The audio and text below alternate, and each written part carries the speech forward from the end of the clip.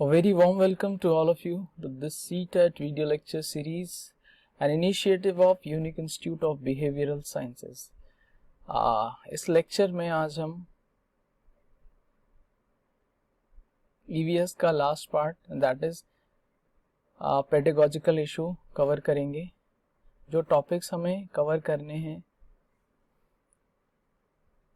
Concept and scope of EVS short form है environmental sciences का, then significance, integrated EVS, environmental study and environmental education, learning principle क्या क्या है, scope क्या है रिलेशन टू साइंस और सोशल साइंस से, then approaches of presenting concept, activities, experimentation, practical work, then discussion, then CCE, teaching material, aids and कुछ previous years के हम क्वेश्चंस देखेंगे।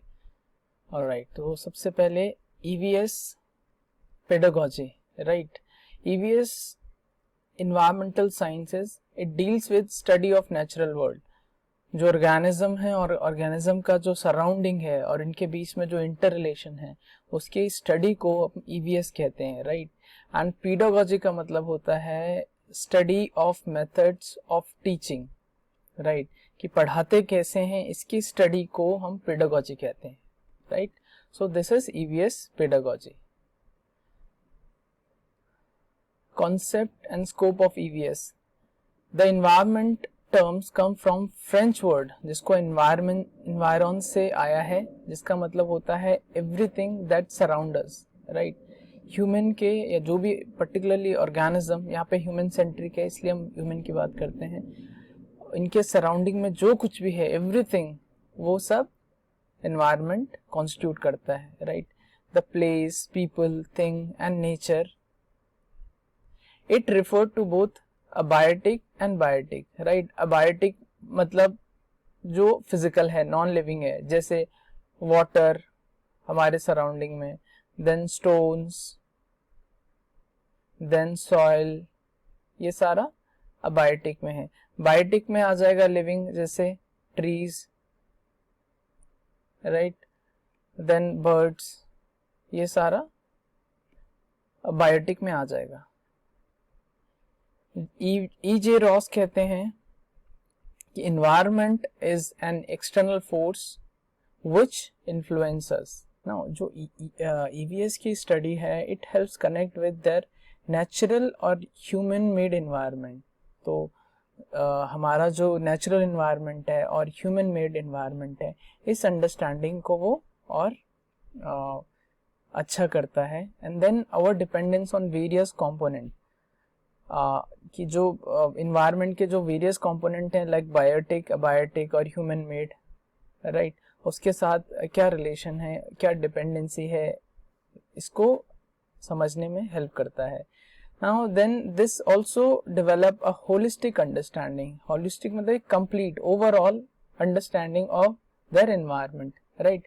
बच्चों को EVS की स्टडी से जो इन्वायरमेंट की होलिस्टिक अंडरस्टैंडिंग है उसमें समझने में हेल्प होती है। Then it helps develop a multidisciplinary perspective. Multidisciplinary का मतलब होता है कि कैसे इन्वायरमेंट से और जो डिसिप्लिन है वो कैसे उससे रिलेटेड है, तो उसका एक ओवरव्यू, ब्रॉड पर्सपेक्टिव देता है टू अंडरस्टैंड आवर इन्वायरमेंट और उससे जो भी संबंधित जो भी इशू हैं।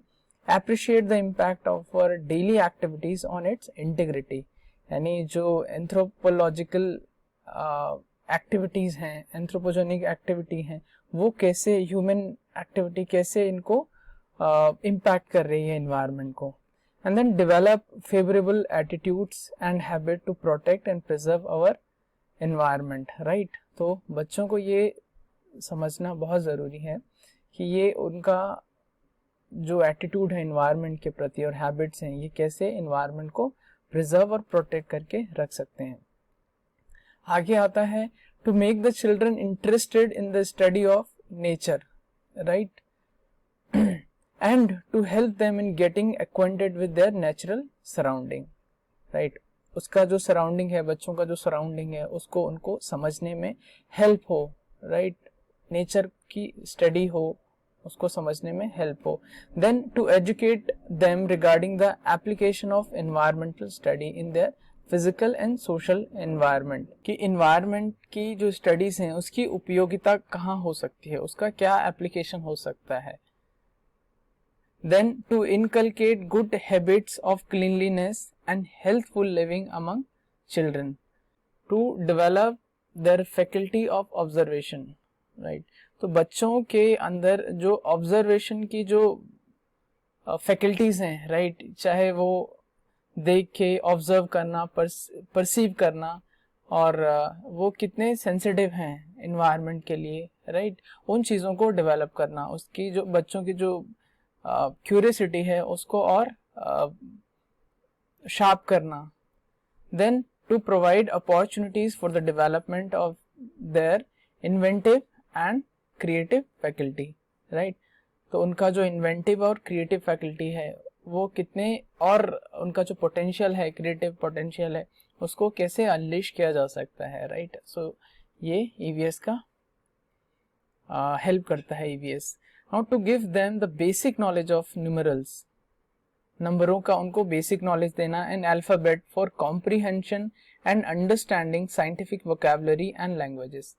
ऑब्वियसली ईवीएस की अपनी कुछ अपना साइंटिफिक वोकैबुलरी होता है, कुछ लैंग्वेज होता है, तो वो बेसिक नॉलेज होती है वो बच्चों को इम्पार्ट करना. To provide essential knowledge regarding to the personal and social hygiene. Essential knowledge अपने पर्सनल हाइजीन के लिए भी और सोशल हाइजीन के लिए भी उनको नॉलेज प्रोवाइड करनी है कि साफ सफाई पर्सनल लेवल पे भी और सोशल लेवल पे भी हम कैसे रख सकते हैं. To cultivate the habit of doing work systematically and neatly. To make them able to read and understand simple graphs, chart, maps and statistical table, right. तो ईवीएस में बच्चों को कुछ ये चीज़ें भी हैं, जैसे सिंपल ग्राफ कैसे रीड किया जा सकता है, चार्ट कैसे बनाए जा सकते हैं, मैप्स और स्टैटिस्टिकल टेबल ऑब्जर्वेशन के लिए, अगेन कि उनके ऑब्जर्वेशन को और कैसे शार्प किया जा सकता है इन टूल्स की मदद से. To encourage the children to read and listen to the life history of the great inventor and scientist, right. तो ईवीएस का एक पार्ट ये भी है, जो भी इन्वेंटर और साइंटिस्ट हैं उन्होंने कैसे उनका हिस्ट्री क्या रहा है, एक क्यूरियोसिटी जो है उसको और उस चीज को इग्नाइट करना बच्चों के एंड पर.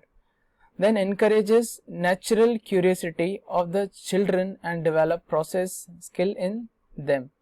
जो उनके अंदर जो इनहेरेंट क्यूरियोसिटी है, नेचुरल क्यूरियोसिटी है, उसको और इनहेंस करना, and develop process skill, right. और उस क्यूरियोसिटी को हम कैसे प्रोसेस कर सकते हैं, राइट, उसको कैसे समझ सकते हैं, उससे ऑब्जर्वेशन को और कैसे प्रेजेंट कर सकते हैं, ये चीज हमको ईवीएस में मिलता है. Then help children in establishing meaningful relation with their environment. Aims at overall development of child, overall development, holistic development बच्चे का. Then based on experimental learning. तो जो भी लर्निंग होगी उसको बच्चे के एंड पर ईवीएस में वो experiment, right, hands on experience, बच्चा करके समझेगा, एक्सपेरिमेंट ओरिएंटेड लर्निंग होगी. Now EVS is grounded in the philosophy of constructivism. Constructivism होता है जो अनुभव में हो, बच्चे के अनुभव में हो, किया हुआ हो, उससे सीखना. And then acknowledge the individual differences. Now EVS it also aims to aid developing systematic perspective of the environment. Then interdisciplinary in nature, as we have discussed, कि इसमें environment सिर्फ एक सिंगल सब्जेक्ट नहीं है, ये बहुत सारे सब्जेक्ट इससे रिलेटेड हैं, इंटरडिसिप्लिनरी नेचर का है, right. Sensitivity and concern toward environmental issue, ताकि बच्चा जागरूक रहे कि एनवायरमेंट पर हमारा पॉजिटिव या नेगेटिव कैसा भी इम्पैक्ट पड़ रहा है.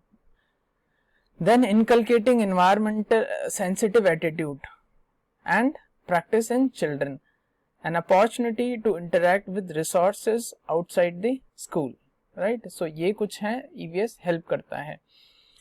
Then it also aims at bringing about a change or transformation in the cognitive, affective and psychomotor behaviour of children, right. Cognitive होता है उसकी जो थिंकिंग लेवल पे है, अफेक्टिव उसका इमोशनल लेवल पे, और बिहेवियर उसके बिहेवियरल लेवल पे, वहां पर ट्रांसफॉर्मेशन लाना है। Then it is an action oriented, project centred and participatory process. तो बच्चे को जो ईवीएस की स्टडी है वो एंगेज रखती है, राइट, रेदर देन कि वो एक रोट लर्निंग रहे। रोट लर्निंग नहीं होता, ये एक्शन ओरिएंटेड इसकी स्टडी होती है। Then it enables the development of self confidence, positive attitude, personal commitment towards environmental protection and improvement. Then it helps develop the necessary skills and competencies to address the environmental associated challenges. तो बच्चे को जो prerequisite skills हैं, competency हैं, जो उसको various environmental challenge tackle करने के लिए helpful रहेगा, वो बच्चे में inculcate करते हैं. Then foster attitude, motivations and commitment to make informed decisions and take responsible. Now as we have discussed, EVS जो है वो सिंगल सब्जेक्ट नहीं है, it's a multidisciplinary subject. Now EVS in elementary education is visualized as an integrated subject area which draws upon insight, means जो जिसके component हैं environmental study के, वो बहुत सारे सब्जेक्ट से ड्रॉ किया हुआ है, राइट. जैसे साइंस के physical, chemistry, biological, social study का जो history, geography, civics, sociology etcetera, and environmental education, protection and conservation, ये सब रिलेटेड है और यही पार्ट फॉर्म, फाउंडेशन फॉर्म करता है ईवीएस के लिए, right. The concept of local specificity with global thinking is the key of environmental education, right. तो अभी जो आत्मनिर्भर भारत का जो कॉन्सेप्ट है, वोकल फॉर लोकल, राइट, कि उनकी ज़रूरतों को समझना, local specificity and global thinking, right. So this is the component of EVS. Now development of child's intellectual, emotional, social, physical, artistic, creative and spiritual potential, right. Then intellectual value, how it helps developing the intellectual value in child. The study of environmental study provides us the opportunity of developing our mental faculties of reasoning, right. जैसे हमने कहा है, mental faculties में हमारी जो potential है reasoning का, imagination का, memory का, observation, concentration, analysis, right, ये सब इसमें intellectual value को ये enhance करता है. Then disciplinary value, environmental studies develop our personality as a whole. This is disciplinary value. Cultural value में आता है, क्योंकि environment है वो एक culture में एक embedded है, right. ये दोनों अलग difference नहीं है इनमें, right. Culture is the way of life, ठीक है, which has been handed over to society from one generation to other.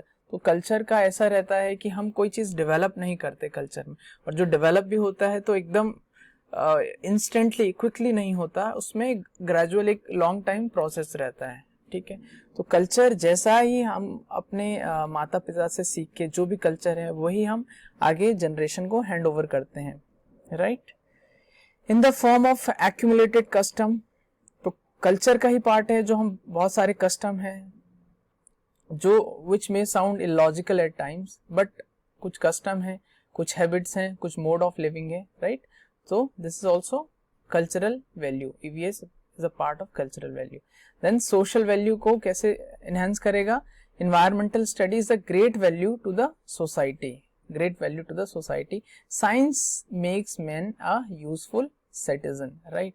जब हम environment के प्रति conscious रहेंगे, उसके प्रति सजग रहेंगे, तब ये हमको एक अच्छा सिटीजन बनने में भी मदद करेगा. Environmental study and environmental education, इसकी शुरुआत देखते हैं हम. कोठारी कमीशन एक एजुकेशन कमीशन था 1964 से 1966 तक. इन्होंने रिकमेंड किया कि teaching and learning at primary level, right, 5th class तक, should be environment oriented, child centred and activity based. यानी जो ईवीएस का सिलेबस होना चाहिए वो चाइल्ड ओरिएंटेड होना चाहिए, यानी स्टोरी के फॉर्म में, इन्वायरमेंटल बच्चे के अंदर वो कॉन्शियसनेस आए इन्वायरमेंट के प्रति, right. It emphasized the need for environmental studies and proposed freedom to individual institutions to frame their own curriculum depending upon local needs and available resources, right. तो जो individual institutions थे उनको encourage किया गया कि वो अपना curriculum खुद frame करें, right, upon the local needs and available resources. Then NCERT 1975 में रिकमेंड करता है कि that science and social science should be taught as a single subject, right, as environment, और उसको कंबाइंडली उसको कहेंगे environmental study at the primary level. Class 3rd से लेके 5th तक NCFSE 2000 रिकमेंड करती है कि teaching of environmental studies as a single subject instead of environmental studies and environmental studies social science, right. तो इन दोनों के बजाय हमारा एक सिंगल सब्जेक्ट रहेगा, right.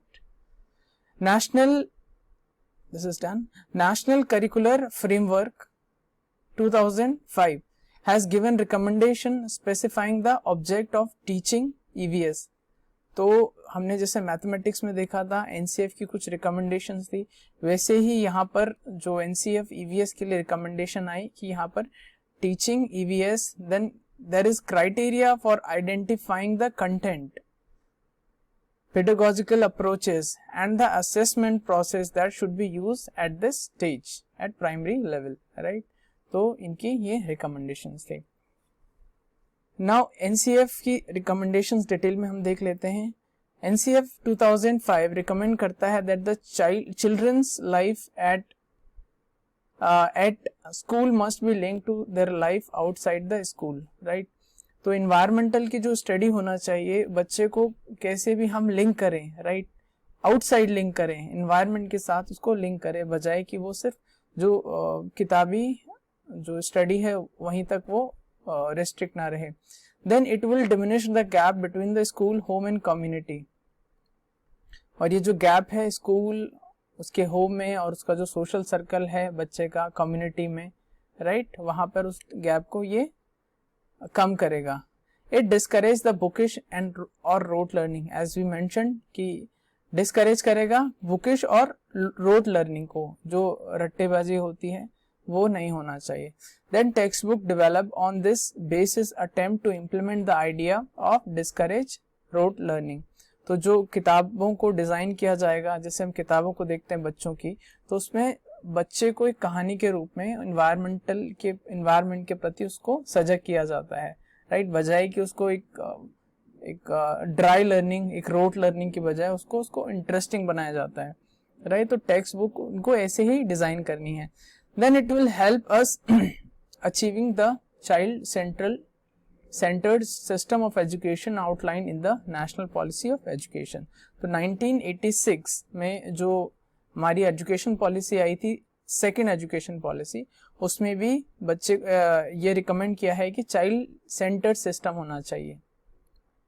Then integrated learning, and then child looks at the environment around him in a holistic manner. Holistic again completely, right, and does not compartmentalize any topic into science or social science.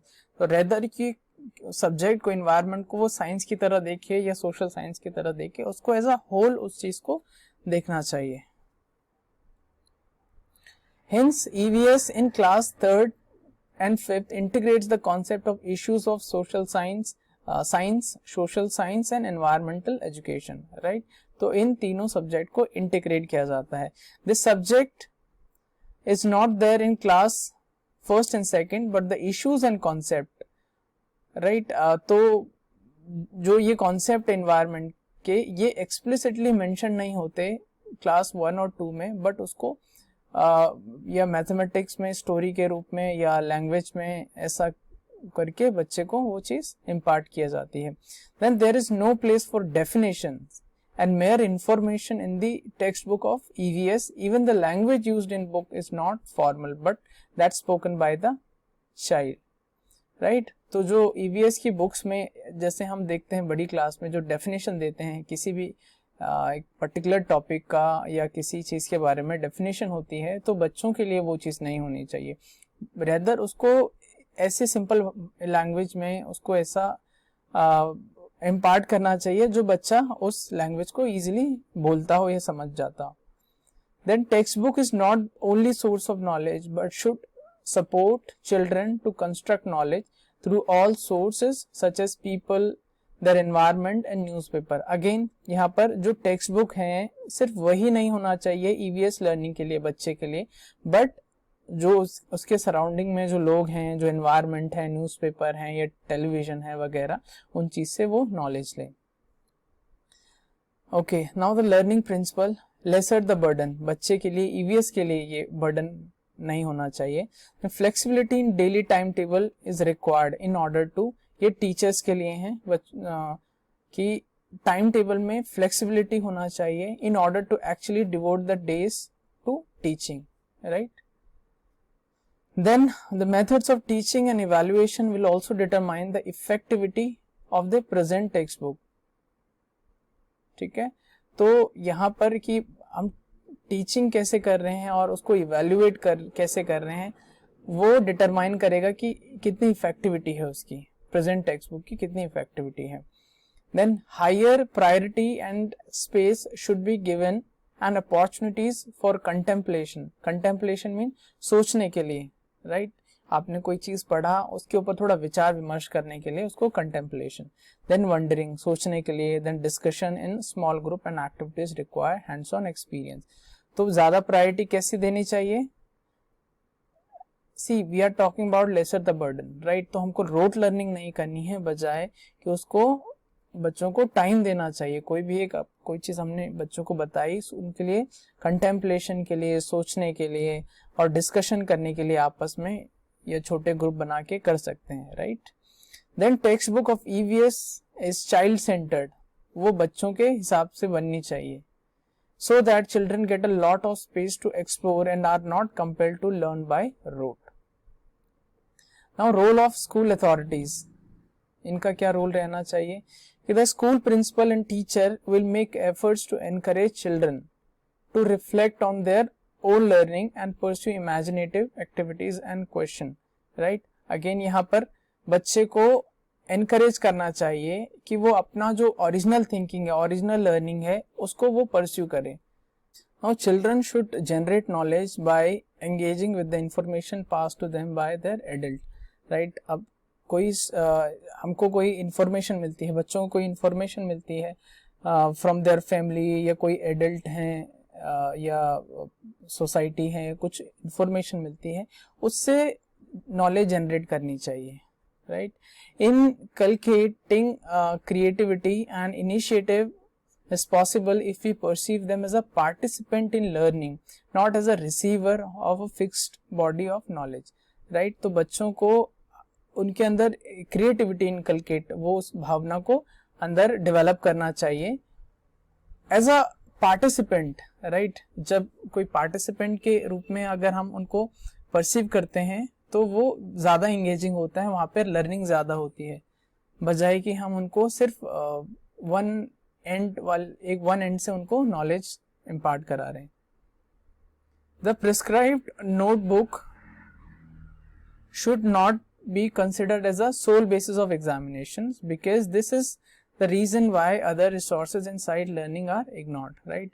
तो जो notebook है या जो books हैं, सिर्फ उन्हीं को basis नहीं रहना चाहिए एग्जामिनेशन का, बट बच्चे की जो अपनी नॉलेज है, अपनी रीजनिंग की जो है एबिलिटी है, वो चीज इंटैक्ट रहनी चाहिए। अदरवाइज जो और सोर्सेज हैं बच्चे के लिए नॉलेज के लिए, वो इग्नोर्ड हो जाते हैं।